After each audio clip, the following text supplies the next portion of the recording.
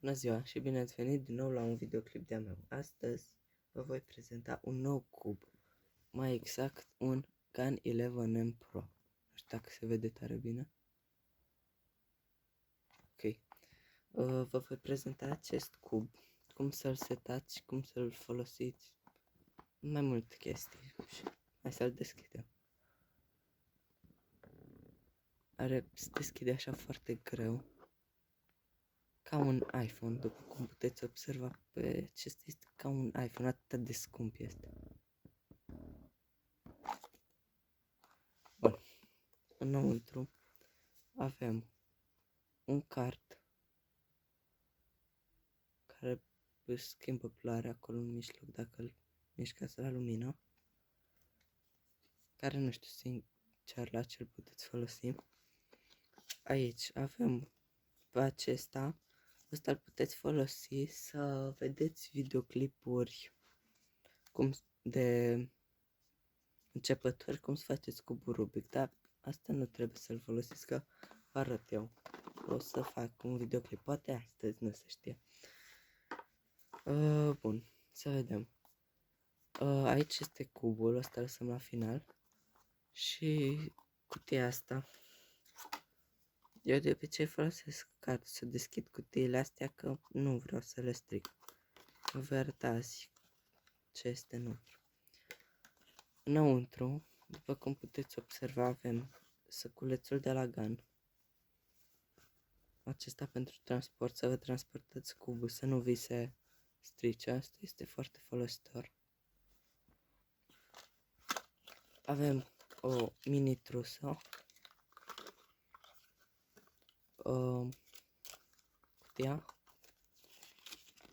Aici avem o foaie pe care vă scrie cum trebuie să-l setați cubul dacă nu vă place cum este direct adus din fabrică. Aici avem tot hârtia de la Gun. Și avem o mini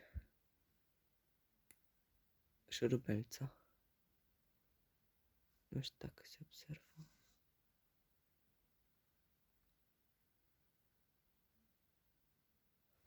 Ok. Șurubelța asta vă arăt imediat la ce trebuie să folosiți. Aici în trusă, dacă o deschideți, puteți vedea că avem chestia asta. Și astea trebuie să fie, o să fie albastru închis când o să le primiți, să nu credeți că este o problemă, dar eu deja mi le-am schimbat la cubul meu și de aceea. Și niște magneți, acestea sunt niște magneți care o să-i puteți schimba, o să vă arăt imediat. Aceștia sunt deja cei care au fost pe el, i-am schimbat deja, ca să iau magneți mai buni. Asta este cubul și are o cutie care se deschide foarte fain.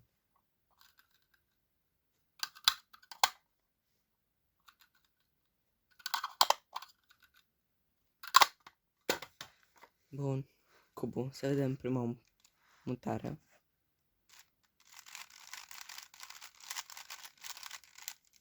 Simte foarte ok cubul.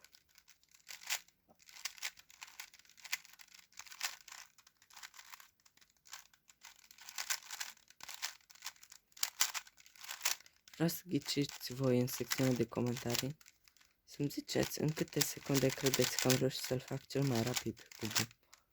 Și am avut un noroc foarte mare la amestecare când l-am făcut cel mai rapid. Da, deci cubul se simte extrem de ok. Vi-l recomand. Bun, să vă arăt aici, înăuntru, dacă îl deschidem, puteți observa că are o chestie de plastic și încă una albastră. Chestia albastră, care va fi asta altă, astea sunt de schimb. Are niște numere pe ea.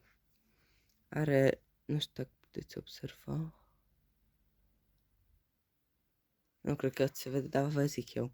Are pe ea scrie pe asta 2, 0 și 4 și pe cealaltă scrie 1, 0 și 3. Aceasta este ca să fixați cât de tare se poate despărți cubul, că e ca să-l faceți pentru voi. Pentru acesta o să folosiți mâna, apăsați pe margini și puteți roti și asta să se rotească. Eu mi l-am pus pe 2 toate, dacă deschid să vedeți la toate că mi-s pus pe 2 pentru că eu așa le folosesc. Așa mi se pare mie ok.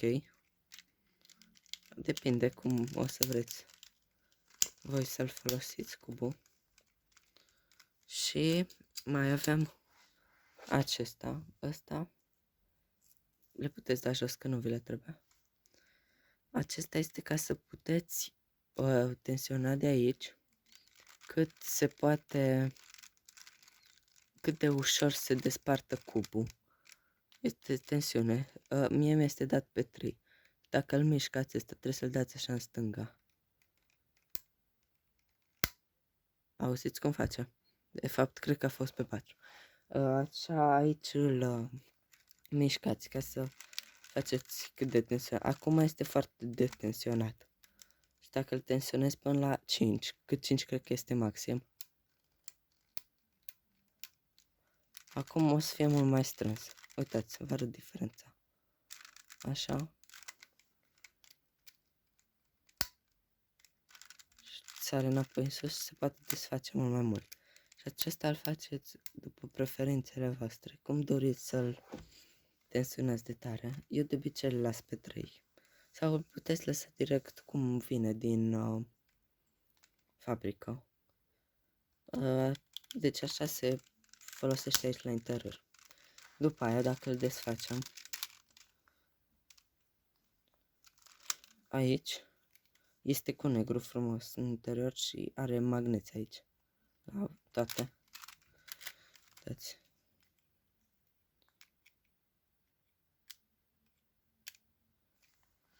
Dar pentru că este pro, de aceea are chestia asta.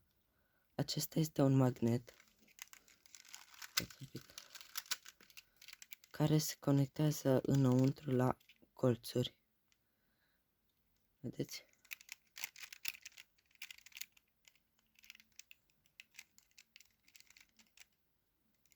Se prinde la colțuri ca să se oprească mult mai bine.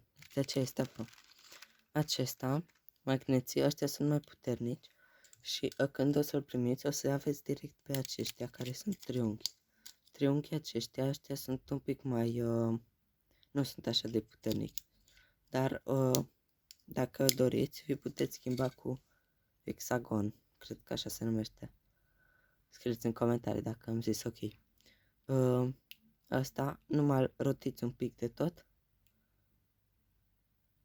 Și apoi îl puteți scoate afară. Și așa îl schimbați cu ceilalți. Stați un pic.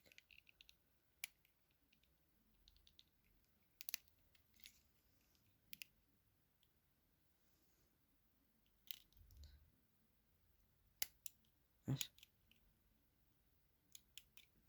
Dar că nu mai iese, nu știu ce.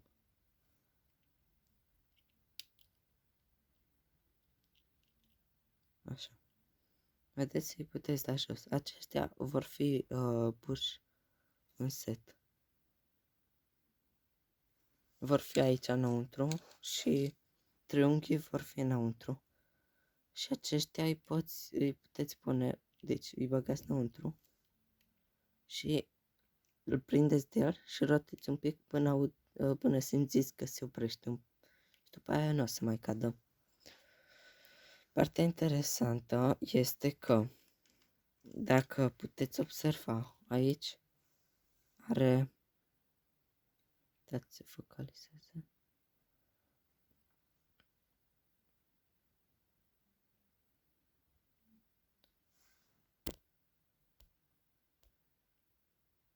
Așa. Are niște numere. 1, 2 și 3. Când este pe 1, magneții vor fi mai departe de magneții din centru. Și înseamnă că nu se vor trage așa de departe. Și dacă îl puneți pe 3, magneții vor fi mai departe. Stați că vă arăt.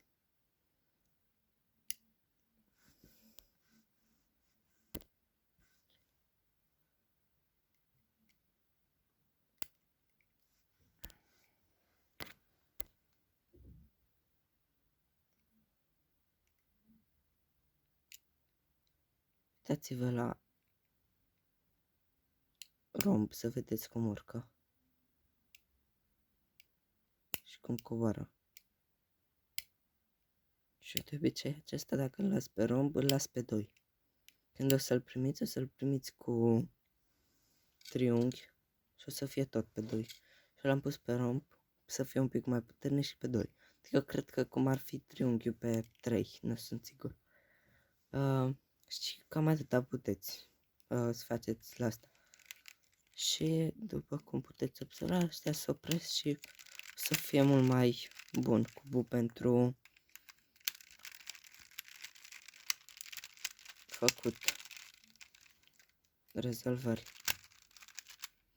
Vă arăt acum o tură cum îl rezolv, să vedeți.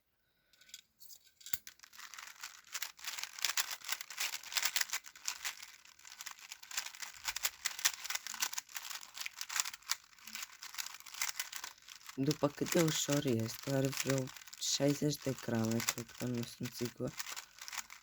Stă foarte stabil în mână, nu sare din mână. Bun, vom face rapid o rezolvare.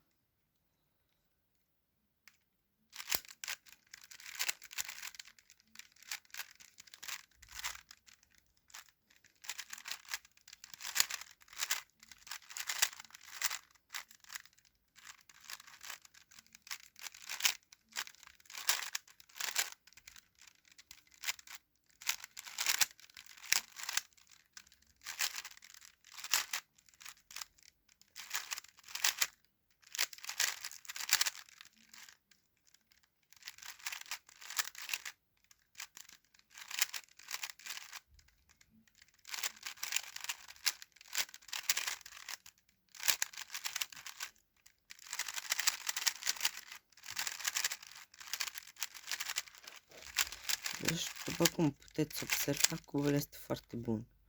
Acesta eu l-am luat cu 430 de lei de pe Cărturești. Puteți intra să vă uitați. Scrieți Cărturești pe Google și căutați GAN 11 Pro. GAN 11 M PRO. Și veți găsi cubul acesta la 430 de lei, cred că.